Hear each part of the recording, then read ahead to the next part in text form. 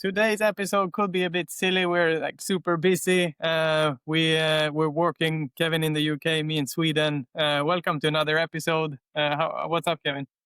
Well, it's like you say, a lot going on different fronts, and I was just walking into the recording here, and I saw this Rebel can, the Rebel Tetris can, never seen before, and this weekend I actually watched the Tetris movie. Unbelievable, No way. unbelievable movie.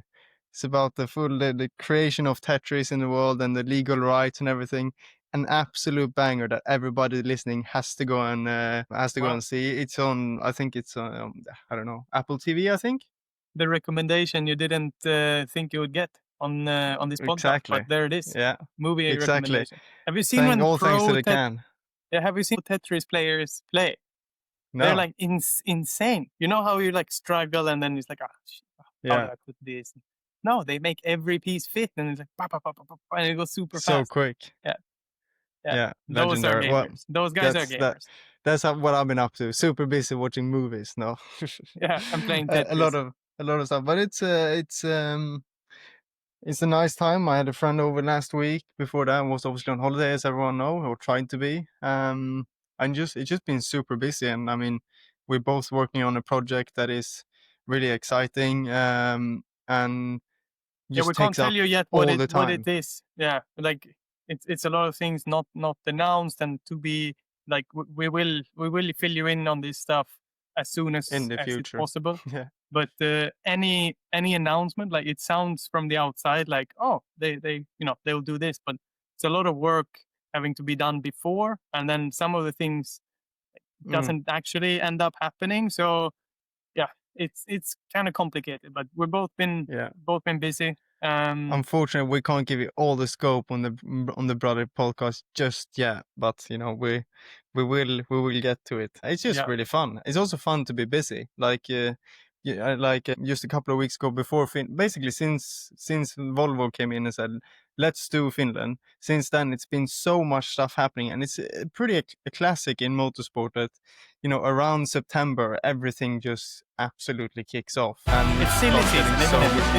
It's September silly season. No, silly season is like it's like December, January. I Formula 1 silly season is 24/7, 365. But yeah, like Hamilton to Ferrari news broke before last season started. That's like, yeah. Okay, so silly season goes on all the time. It is going on for us at the moment. We'll fill you in as soon as we can. Yeah.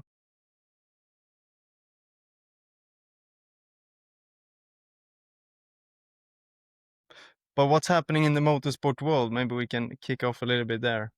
Yeah, Marc Marquez winning absolutely everything, right?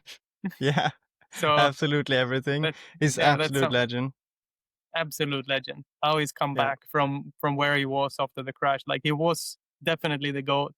Now he's back being the GOAT. I mean, it's one of I saw a rider in MotoGP, Pedro Acosta, saying this will be when he wins the championship, not if. It will go down as one of the greatest stories in sporting history, going from being so dominant to then, coming back to an injury 2 years and then coming back to the grid and then being so dominant again, like slowly taking a massive pay cut and then slowly, getting up to that level again. It's incredible. So that's fantastic racing. Always. What an athlete! Like what a sportsman! What like drive he has to do what he's doing. Incredible. Like, first of all, how he came in and he was the rookie and started winning everything. But now it's a completely different phase of his life after the injury and having to fight back and like proving that it can be done. Yeah, I like that. Cool. When you broke your collarbone once in karting, but when you have a injury, like when I had my back injury, I was back racing the week after. Not too bad. I crashed in Monaco in a karting race, and then the week after we went directly to Italy for another karting race, and I couldn't do like the first 2 days of free practice, but then I went back in the kart. Yeah, nice. I mean, it's like when I have my back injury, he kind of, I'm sure he was, and he said he was very close to retiring, but it was for me as well. You have to really consider a lot of things in your life and then determine, if it's worth it or not. You kind of break your routine and you break your mindset when you have something like it, and you can almost like start fresh. And I think that's what we're seeing from him, like a proper new minded, new fresh approach. Like he's like, how can I overcome this challenge? And a challenge like that is bigger than how can I gain a tenth on the lap. So Yeah. you break your own barriers kind of. And when I did it too, it's like I became so much better than I was before after having the injury. And in hindsight, I'm sure he is too kind of thankful that it happened. And it's just Mm. great to see an athlete being great. It is. It's a bit like Travis was talking about his uncle in last episode, that he was a professional football player but didn't really get the contract that he wanted. So he was angry, decided to quit, got a normal job. And then, like, in hindsight, like, in when you're an active athlete, then you get, I don't know, pretty, I don't know the right word, but like, oh, should I stop? Is this the right thing for me? But looking Mm, back for his uncle, like, why did I turn down being the second guy? Like, okay, I could yeah. have traveled around the country, being with my mates. Okay, I will be at the bench for the matches, but like, why did I choose pouring concrete into basements Yeah. over living that life? Like, athletes can be kind of, I don't know, difficult in that way, and like, Or we can but be I quite think small-minded, I think, sometimes. Very, small-minded. That's a good word. stuck in our ways a little bit, I and wanted like, to. I was like considering all that after 2019. I felt fully burnt out. Like, okay, I'm world champion. I will do a Nico Rosberg and step down. That's it for me, But then COVID came and I got that rest time. And mm, thankfully now, looking back to all of the times and races and memories that we've had since 2019, since then, how lucky I didn't quit. Like, yeah. it's motorsport is fantastic, and just like traveling the world, even if you have bad races, you come home and a bit disappointed. It's still an incredible thing to go through. And again, when you try to retire after Hungary, Yeah, I again, came back back. again, another memory. It's like every time you think of Wow. retiring, it's like something slams in your face, and you're like, back in motorsport. Yeah. But it still feels like we're living in an alternate universe with the yellow car standing down there in the workshop Oh now. yeah, It's like, what? yeah, it's What? crazy. Yeah, it is crazy, but also an incredible story, and super thankful for what they did there. Yeah, Obviously, Turkey is coming up in a couple of weeks, but we can only say we have no news about it, so we'll no, we'll keep you exactly. posted. Nothing to say yet on I that. have people, I have people asking about it, and what's the Mm. situation with everything that's gone on this year. But yeah, we'll let you know.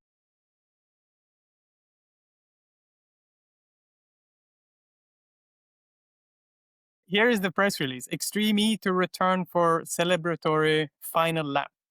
Extreme E, they're revolutionary, blah blah. Nice, good announcement. Blah blah Wait, blah. wait, it's just a lot of words. Well, Basically, there will be one last Extreme E round, the 4th and the 5th of October this year in Saudi Arabia. It prepares for its final lap, final outing that will not only honor its roots, but also sets the stage for the launch of Extreme Age, the world's first hydrogen-powered off-road championship. The final lap will be an opportunity to celebrate everything Extreme E has achieved, at the same time setting the next frontier for Extreme Age. Yeah. what does that So mean? Is it one lap race, or one lap, yeah. it's Just the final lap? We'll do a lap. We'll travel do a there. lap. Final lap. Thank you so Thank much. you, everyone. That Thank was you so nice. much. Appreciate it. You imagine the importance of the start in Yeah. that race. It's like I And have to get to full power so and quickly. It's crazy. oh, and all of the plans go through your head. You like haven't even driven turn one. Like, Yeah, oh not my even god, had I need to practice. nail this launch. And how fast can I go into turn one? I have no Extremely clue. fast. I have one lap. No, it's gonna be Yeah, a full race. We're just yeah, kidding. It's gonna be a full race, and it will be the last race or last doubleheader, I assume, for yeah. That was the Extreme E strategy in the end, I guess. Just double before they headers move every into time. Extreme Age, which is highly anticipated. They've marketed it a lot. They've done a lot of activations, but nothing's been said about when Extreme Age will actually happen. But I guess at least it leads a clue that, you know, it would be it would be after the 5th and the 6th, or whatever they said in the press release, because it can't really be before. So yeah, 4th and 5th. Interesting to see all that coming to life. I think we've had so many questions, you know, they have in the comments every time on their post, like what's happening. At least now, you know, within a month that Extreme E race will be finished, and you know, you will know finally the plan for Extreme Age. It will be fascinating to see what they come up with, what the plan is, and also how it will go, like the first ever fully hydrogen race, how that will go. It will be fascinating to see. I mean, we don't, and also who will race and who will be there. I know for sure I will not be there because I have a race with E1 in Lagos those exact days, and so I will not be racing. No. There is no entry list announced, no drivers announced. I don't think anyone said that they're going, but yeah, we'll have to wait and find out. Yeah, you will catch it. Always the latest on the Hansen Brothers podcast. Hansen Brothers podcast. Should we look back into some Extreme E memories? Why not? Yeah, why Go not? through a couple of nice overtakes, nice battles, nice crashes. There was a lot of crashes, wasn't there? Yeah, you had a few. Was it 2023? Don't go there now. Timmy Hansen crash No, test. don't go there. Yeah, we can look at that season. Timmy Hansen onboards. It's a 50-50. We get a crash compilation. Yeah, but you said after that season 23, you were like, I need to stop crashing. Like you never intended to crash, but you just ended up crashing. You remember that? I think we had a quite crash-happy car also. Not there like you to see, blame. The car, driver excuses 101. The book of driver. It was the car. The car crashed. I didn't crash. Yeah, no, Timmy didn't drive the car actually. It was the car that drove itself and it crashed. But I think that we ran a setup that had like a lot of grip, but also very soft. So that made the car roll a lot. And I think not taking the bumps too well. So yeah. How do you get a car that has a lot of grip but is also soft? I thought that was same. It is the same. Yeah, so we went for a lot of grip, but probably too soft sometimes. So I remember one crash I had on the first corner coming out of the pits. We made a couple of clicks on the dampers. And I did one fast left-hander. And then there was 3 consecutive bumps like through this corner. Where? Which track? In Saudi. You know when we race in Saudi next to the beach? Yeah.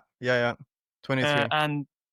And then the third bump, I just like boom, just bounce out into the sky, and I landed on my roof. You rolled, I did one corner, half a corner. Like what? Yeah. Did you continue? No, you were on your roof side. I was on my roof. Yeah, I had to climb out upside down.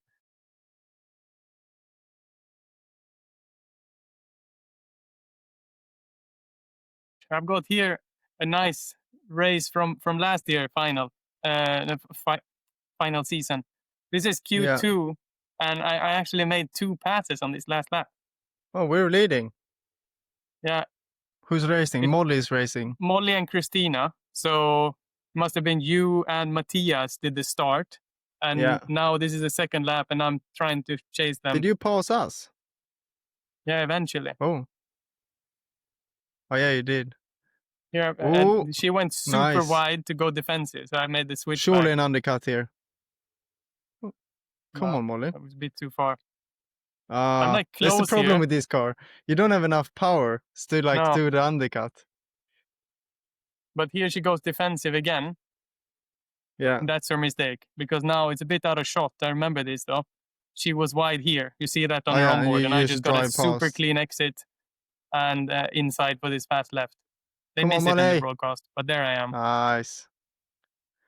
I'm seeing this now. It's really fun racing this, but Christ, it was sketchy. It's so sketchy. Like all of these bumps on the straight was fully maxing out all of the suspension in the car. Yeah. Like they are similar to Dakar cars, only the difference being that we know the bump exactly. So we will end up going to the absolute limit of the car. Hey, Katie. Katie. She doesn't want to she's watch. like, she's like, what is he saying? Yeah, Oh, look at this wide line. I mean, yeah. Christ, we had such a good race car. We were like, we were so quick. I love You that were, race car. yeah, you were great. You were leading the championship before it finished. Let's skip ahead because I end up lining her up Why do here. you take the only race that you actually passed us to show? What, maybe we could It's take a race very where I pass you. representative That of the happened more entire. times. It's very represent. You passed me once on the I passed outside. you so many times. Over and What? over and No, over again. I don't know. It's a joke. no. You passed me once around the outside in Sardinia. Ooh.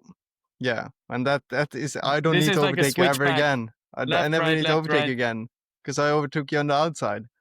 Yeah, it's true. Rounded. Rounded. That's what we said when we were kids when we overtook one another. There it is.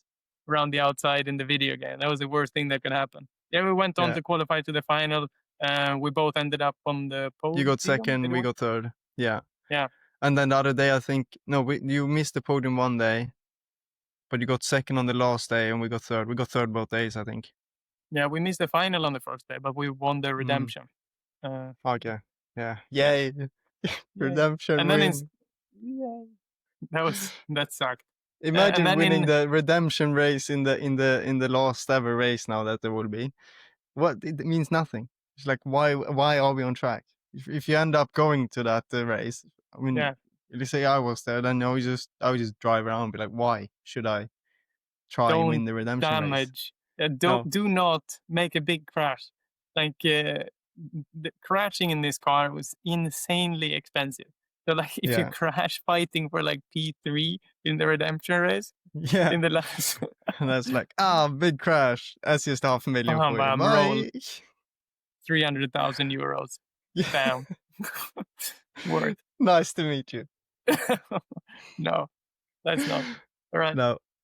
That was But that was good. It okay. was That always was so good. Let's just a little. It's nice to think back to the good old Extreme E days, and it's nice that it would be a final lap, as they say, because I like this. The car was always sketchy to drive, but it was always great racing. It was actually the best field, I think, in off-road motorsport anywhere in the world. It beats Dakar, beats Rallycross grid. Like it was so competitive, especially in that season 3. With Ganassi there, Cupra, mm, McLaren, like then it was 10 cars and 10 great teams. Then it was was a bit really, like really good. it was a bit like what Rallycross was around 16, 17, when a lot of people from different disciplines came into the same discipline and race. So in Extreme E, we had obviously Rallycross because the format is very Rallycross, but a lot of Dakar drivers like Alataya, Sainz, Loeb, well, he's like an everything Love driver. is everything, yeah. Yeah. And And then Ganassi from America, they brought Kyle LeDuc, who's like one of the absolute best in what was it? Oh no, what's the class called? Those pro trucks. truck, no, Pro. Pro 4, Is it Pro 4? super trucks, stadium Pro, trucks. I don't know. no, not the Some stadium truck. trucks, massive trucks. They were super American powerful. racing man. But then also Insane, yeah. RJ Anderson also then after Mm. Kyle, unfortunately, and rest in peace, passed away. Yeah. Such a great guy. Then RJ came after. Passed away in cancer, unfortunately. Yeah. Young. He was married. He had kids. Yeah, very sad. He was a Extremely great sad. guy. So yeah, an long as we incredible remember him, racer. incredible racer, incredible person. Like talking to him in the paddock was always incredible. Like he used to tell me about their trucks and how they built them and how they had to make them stronger. And yeah, he was incredible guy. super cool. And just the style of racing they have there, like RJ and him brought to the grid, and Sarah as well. That was great. And then obviously all the rallycross drivers: Ekström, Kristoffersson, Timmy, Kevin, Fraser.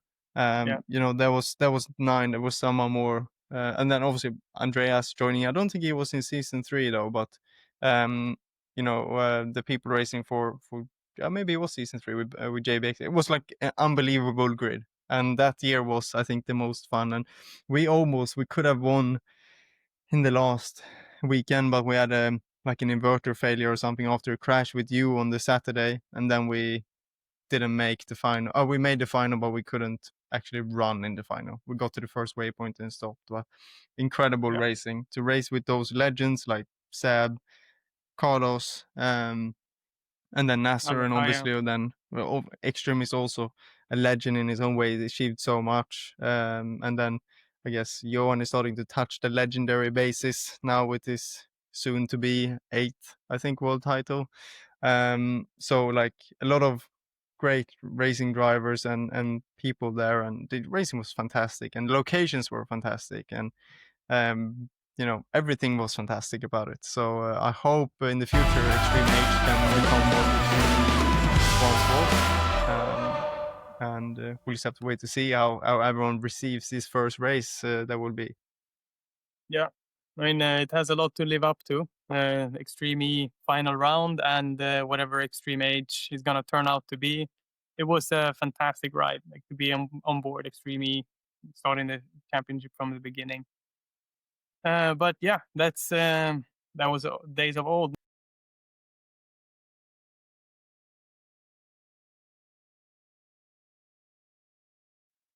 As we've said, it's silly season and a lot is cooking behind the scenes. We cannot tell you what is coming up. We have been working flat out around here. What are we going to be doing?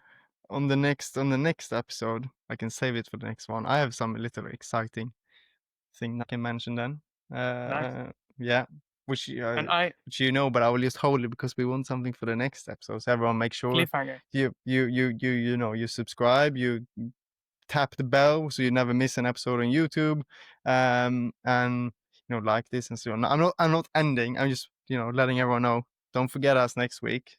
Small little, not announcement, but little, as the New Heights podcast would say, new news coming our way. And this now when this releases, I will be in Poland for the Red Bull Drift Masters final. I will do a Legends race with there is also a lot of the drivers that we just mentioned, like Carlos Sainz, Matthias Ekström, Jan Kristoffersson. Is Luke Alfon going, or? No, it's not going. No.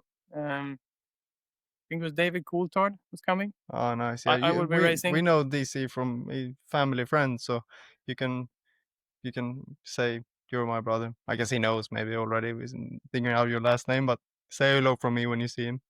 Yeah, we'll do.